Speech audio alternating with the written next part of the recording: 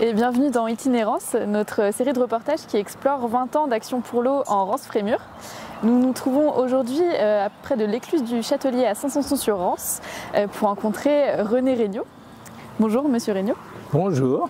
Monsieur Regnault, vous avez plusieurs années, même une carrière d'activité dans la sphère publique, puisque vous avez été maire de Saint-Sanson-sur-Rance pendant plusieurs dizaines d'années, aussi entre autres conseiller général, sénateur. Et puis surtout, ce qui nous intéresse aujourd'hui, vous avez été président de la commission locale de l'eau de Rance-Frémur de 1999 à 2014, donc pendant 15 ans. Alors en 1999, quand la commission locale de l'eau a été créée, quels étaient les principaux enjeux autour de l'eau sur le territoire?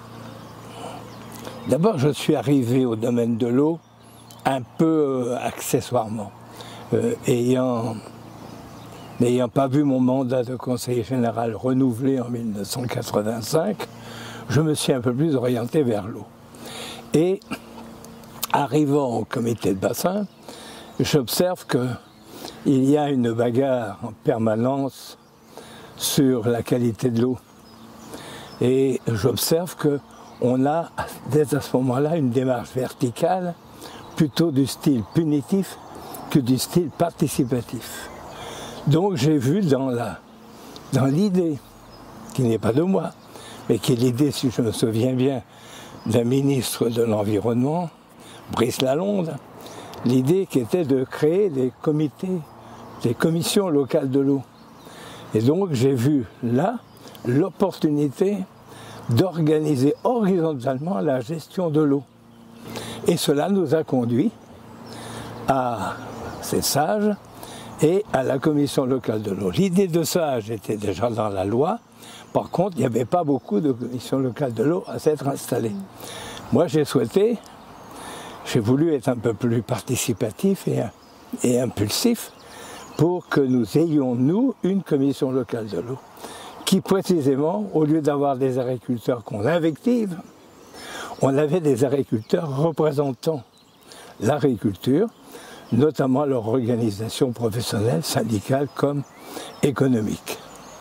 Et c'est cela qui nous a permis de démarrer dès 1999. On parlait des 50 mg de nitrate, car c'était ça qui nous guidait. Et nous, d'entrée de jeu, on a posé la balise à hauteur de 25 mg. Et on a obtenu cet accord, y compris unanimement, y compris avec la profession agricole, ce qui me paraissait important. Comment la commission locale de l'eau interagissait avec les autres acteurs publics et politiques publiques au moment de sa création et puis ensuite au cours de vos 15 ans de...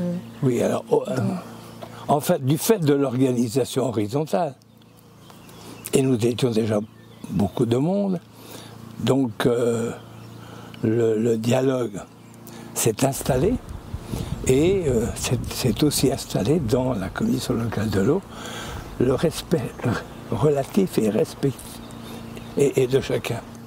Grâce à cela, on a pu effectivement, soit à la Chambre des métiers, Chambre de commerce, Chambre d'agriculture, on avait avec eux déjà des relations qui naissaient à l'intérieur de la commission locale de l'eau et avec l'esprit de la commission locale de l'eau que je voulais pluraliste, politiquement gauche-droite, que je voulais pluraliste aussi au niveau des organisations économiques, sociales et professionnelles.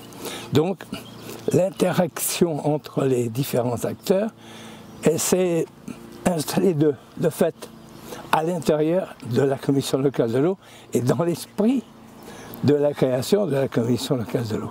Alors, il y a un aspect qui a été peut-être particulièrement important durant votre mandat, c'est la protection des zones humides qui a été inclus dans le SAGE. Est-ce que vous pouvez nous en dire un peu plus et puis déjà, pourquoi protéger ces zones humides si fortement finalement? Ça a été ma passion.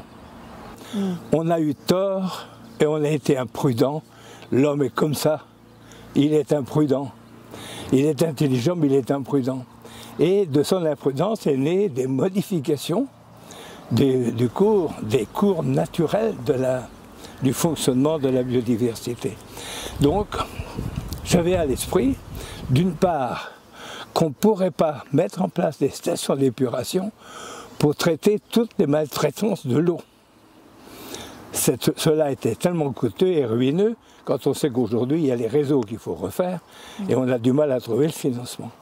Donc d'une part, il y avait le problème de la requalification et d'autre part, il y avait surtout le problème de la réalimentation. Donc j'ai considéré que les zones humides, au-delà de ce qu'on pensait, on croyait que c'était des terrains plus ou moins incultes, plus ou moins inintéressants, etc.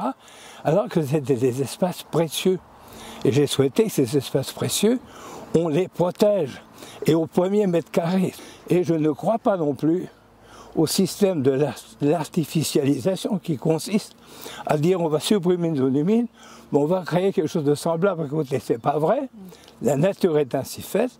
Il y a des espaces de zones humides, espaces naturels de zones humides. Il faut les protéger. Ils sont pour nous capitaux demain pour la réalimentation en eau, pour la circulation de l'eau et pour la requalification de l'eau. Je repense à une autre chose à propos des zones humides, parce qu'il fallait gérer ça également avec le monde rural et avec les agriculteurs.